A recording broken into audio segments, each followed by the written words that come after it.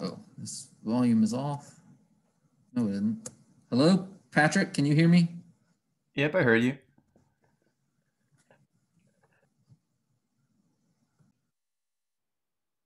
Okay, so we're going to start looking at how to use integration to find volumes. So far, we were using it to find areas, but we're going to take advantage of symmetries and things like that to use this to find some specific volumes. I'll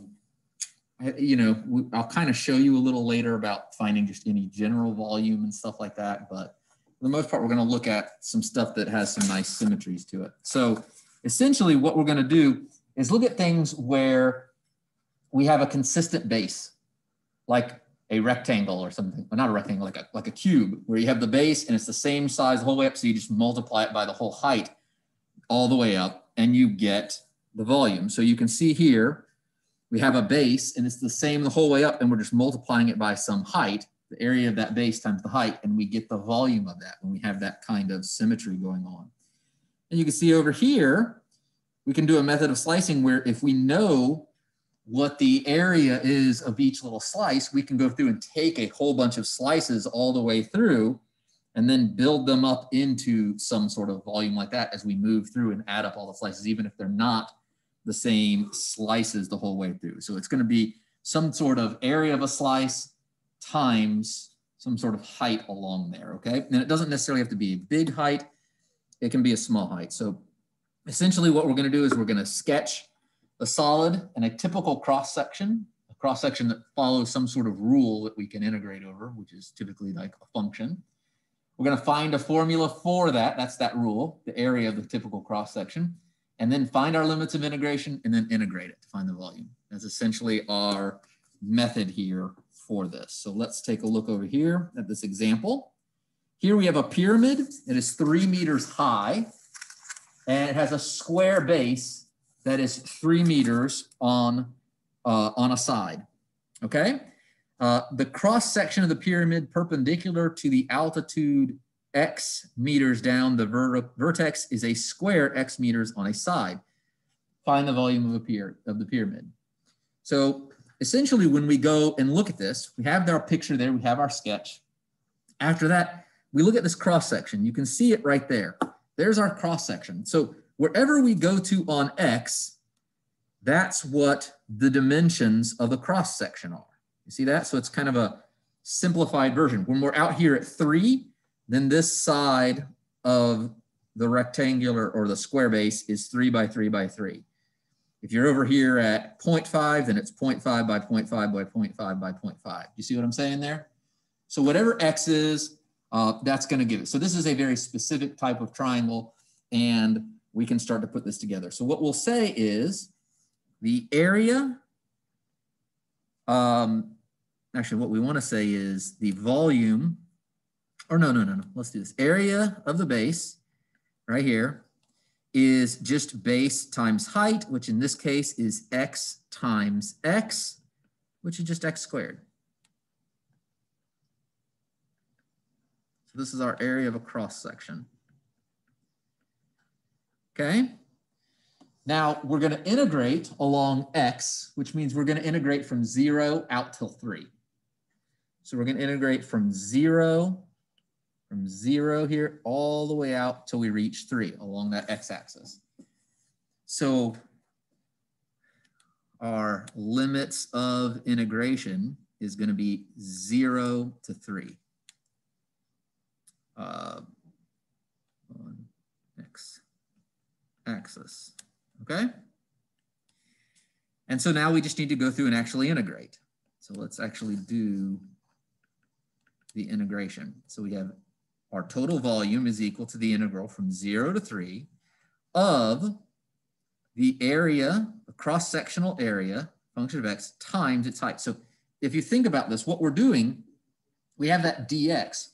It's like we're zooming in right here, okay? We see this little cross-section area, and we're saying, okay, we have this cross-section here, and what's essentially the volume of it is we're going to take a very thin, teeny tiny slice that's got a little thickness to it right there, like that, okay?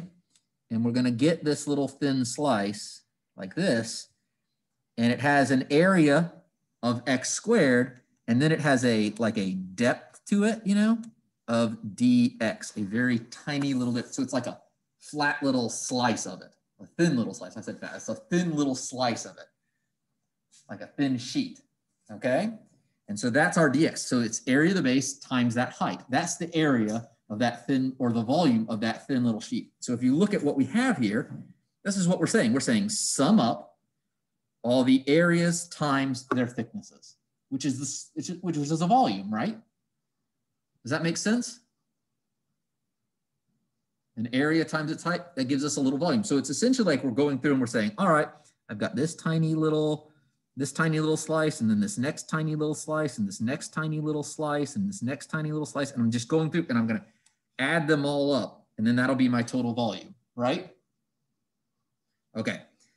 So all my tiny thin little slices. So this is going to be integral from 0 to 3 of x squared dx.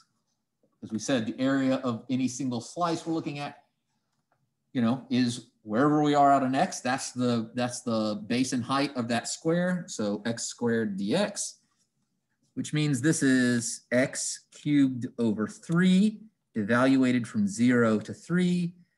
And that gives us 3 cubed is 27 over 3, which is 27 over 3, and then minus 0, which then will equal 9. And it'll be meters cubed, because this is, you know, x is a meter, x is a meter, that's meter squared, and then dx also has the dimension of a meter too. So we have 3 meters there, it's meters cubed. So 9 meters cubed, there's our answer. Anybody know the actual formula for the volume of a rectangular or a square pyramid?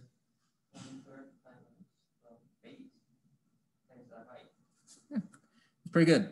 So let's take a look at this. Let's see if that's actually true. You ready? Let's take a more general situation. Let's see if we can follow this one. We just followed that last one. Let's see if we can follow this one. So here's x. Here's our y. We're going to have the function we want to look at here. So we don't want this one to just be that one where no matter what, this is always that square where x equal the width of the base there, because you know some are skinnier and taller and some are wider and shorter and stuff like that. So I'm going to say let's let y equal mx, and what we're going to do is put in a function here like this one. And this function, if we look at it at any time, if we compare this to the actual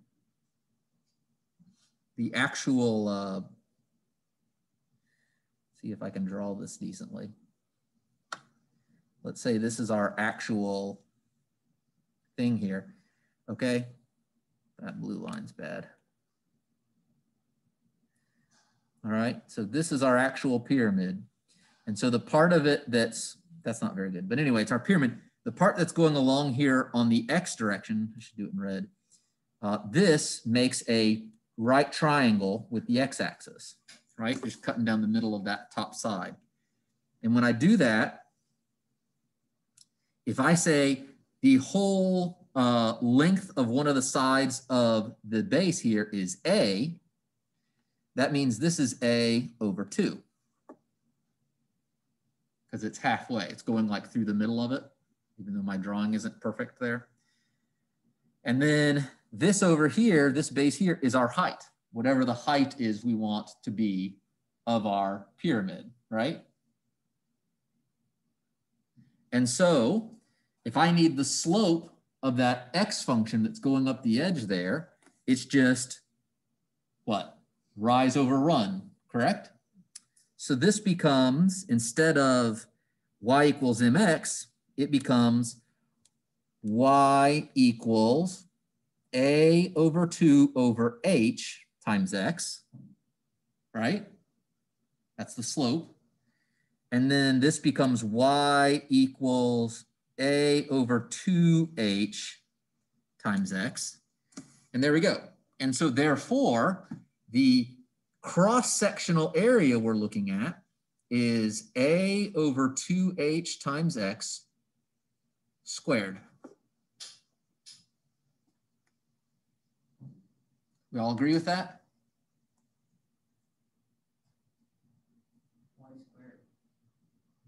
Because that's the because a over 2h times x is one of the sides. We have to square it to get the whole thing, right?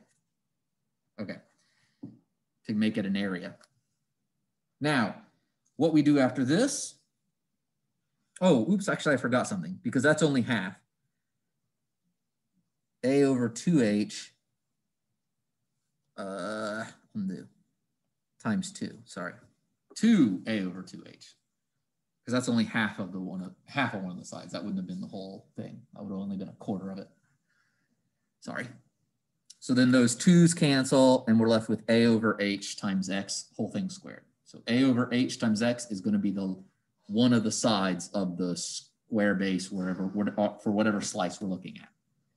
So, you know, if we're in here looking at this slice here, we know that this is whatever x is, it's a over h times x. That's the length of one of the sides. Okay, so now we integrate it. V equals integral. We're going to go from 0 out to h, which is our total height. So 0 to h of our cross-sectional area times dx. Well, our cross-sectional area we just said was a over h times x squared, and so times dx, right? So this is a of x right there. Okay, now we square it. This becomes integral from 0 to h, a squared over h squared times x squared dx. Then we can bring that a squared over h squared out front, integral from 0 to h of x squared dx. Now I'd like y'all to finish it. Tell me what you get.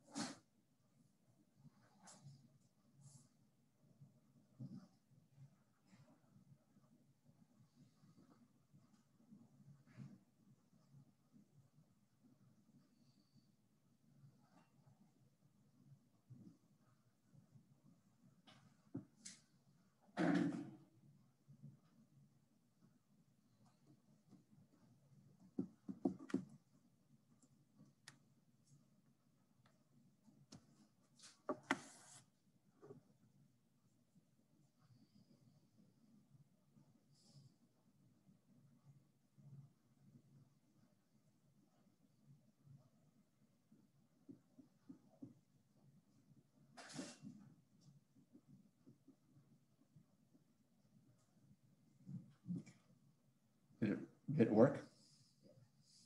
That's pretty neat, huh?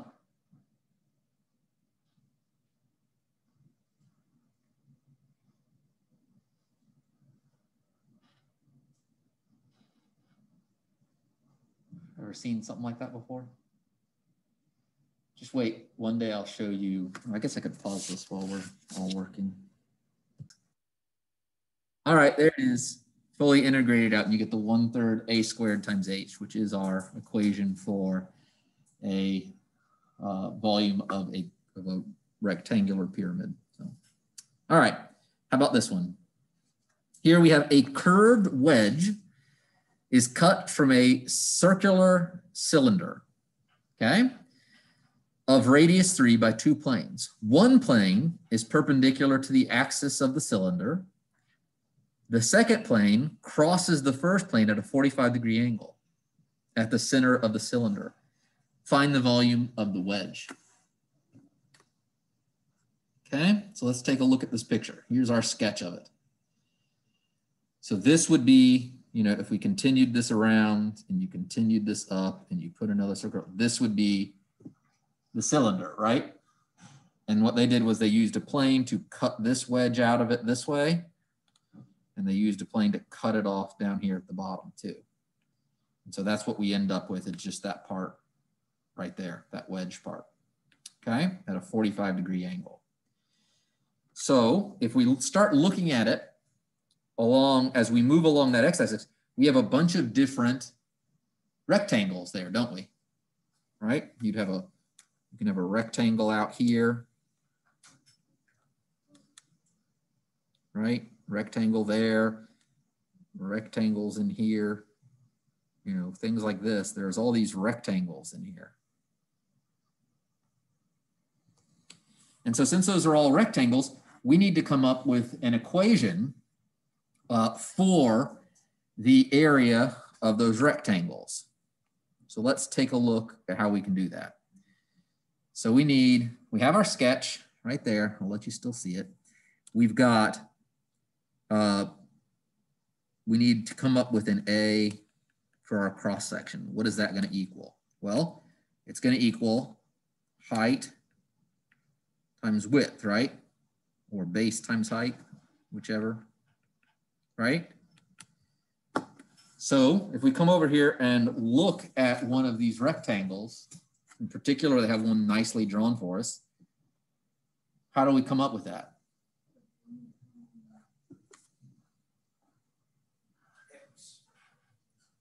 What's X? It's the height, yes. This is a 45-degree angle. So however far we go out in the X direction is also how high we've gone up in the Y direction, right? That's like if you look at the unit circle and you go to that 45-degree line, the X and Y are the same there, right? It's the same, this part is the same as this part, right? Square root of 2 over 2, square root of 2. That's true for any circle. So that's what we have there.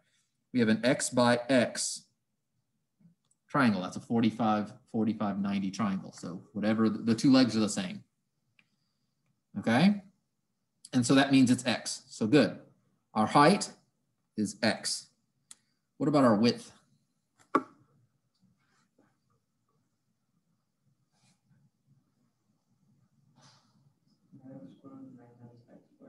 Say that again.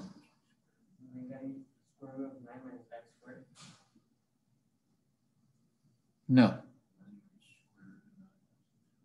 What's that? Is it just square root of 9 minus x squared? Nope. No, it's 6. Nope. It changes. If I draw a rectangle right here, it's very narrow but tall, right? So that rectangle is not as wide as the rectangle they have pictured there, correct? And they have a different height. They both have a height X, but their widths here are different. So we don't have a constant width. So what's my width?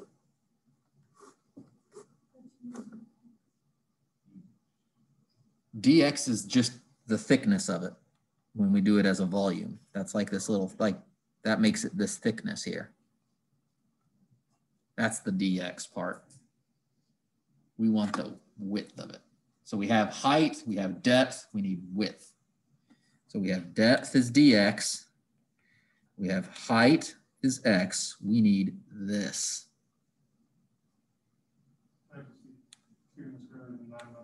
There you go, 2 times it. Right? Because, right? Because that's the radius of it, isn't it? That's the radius of the circle. We needed the diameter across, or not the diameter. We need the whole chord all the way across. You know what I'm saying? So yeah, we need that. We need 2 times it. So this will be the width is 2 times the square root of 9 minus x squared. And we don't need to worry about the negative there. And so this just becomes 2x times the square root of 9 minus x squared, like that. All right. What are our limits of integration going to be?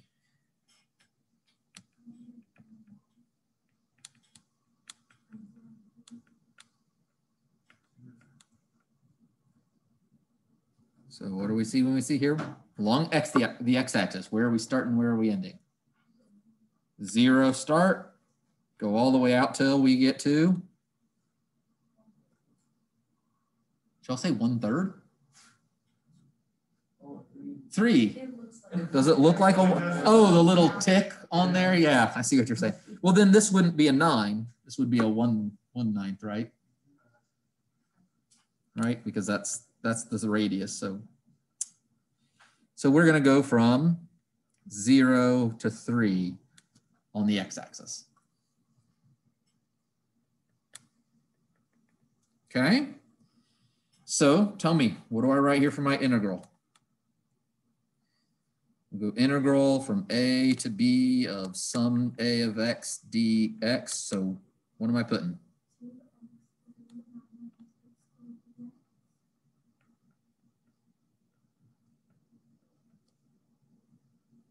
And integrated. There we go. Nope.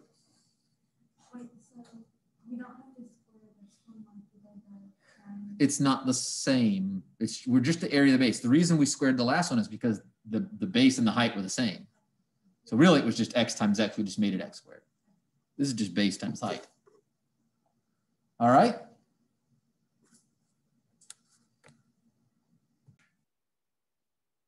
Where are you all on that? Here we go. Sorry. For anybody watching home, there's the integration done. 18 is the answer. Pause it and look at it. We're moving on. Use substitution. All right, so Cavalieri's principle, hope I'm saying that right. So anyway, Cavalieri's principle says that solids with equal cross-sectional, or with equal heights and identical cross-section areas at each height have the same volume. So Cavalier's principle says that solids with equal heights and identical cross-sections at each height have the same volume.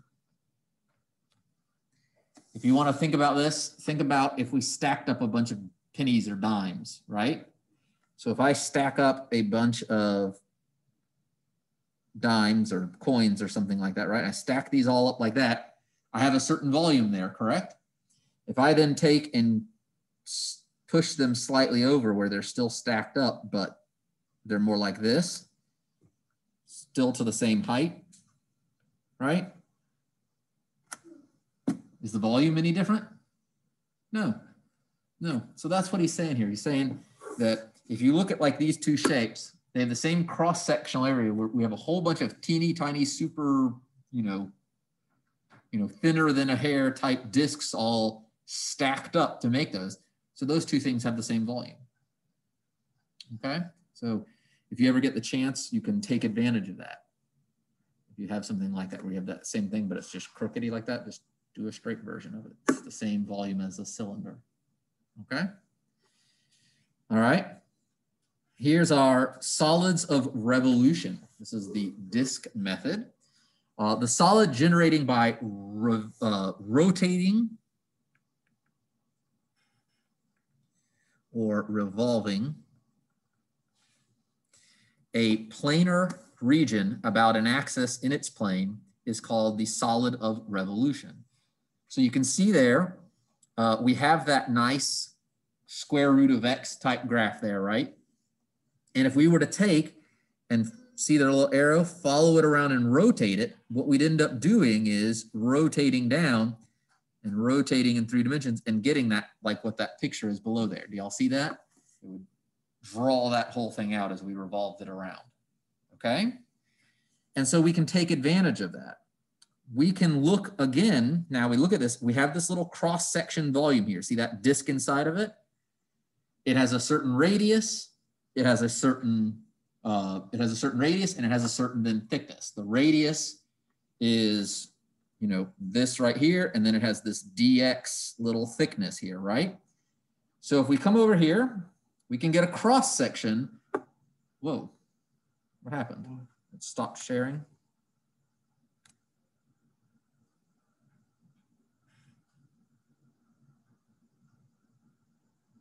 Continue. Why do I have to? Let me try this again.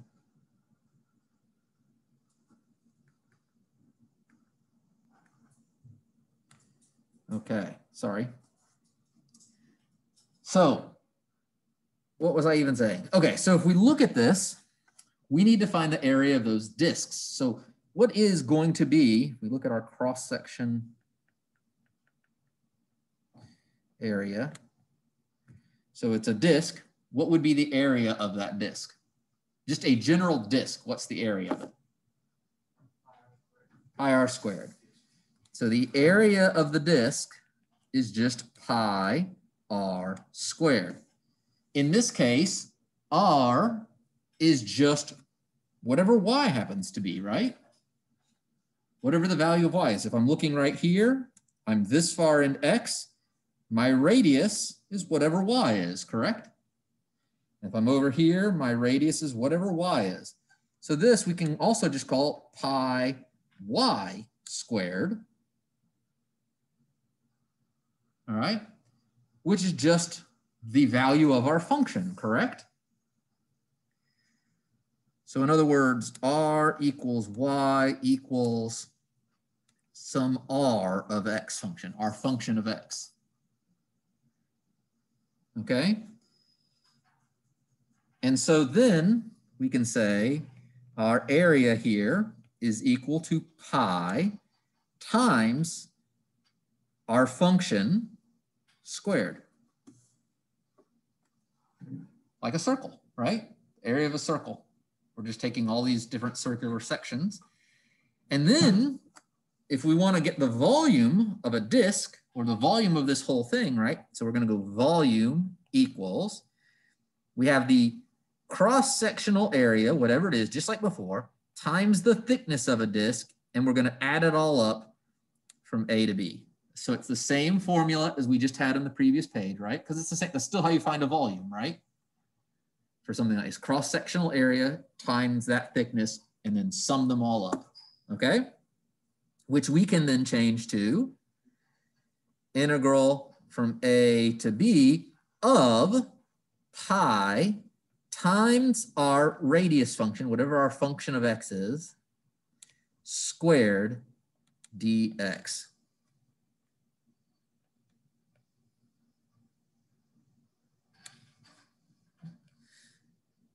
There we go. Booyah. That should tell us the volume that we have there for that little bowl-shaped thing, right? Huh? Kinda. Paraboloid. Okay? So what I want y'all to do is I want you to take this result, take this same thing here, go to this next page, do example 4. It's the same shape. It's that square root of x. So use that result, go over here, do this one, and it should be done in, honestly, like one line. It's this much work. Go do it, see what you get. You should get 8 pi, and then we'll do it tomorrow at the beginning, or Monday at the beginning of class, okay? We'll start there. All right, y'all go have a wonderful weekend.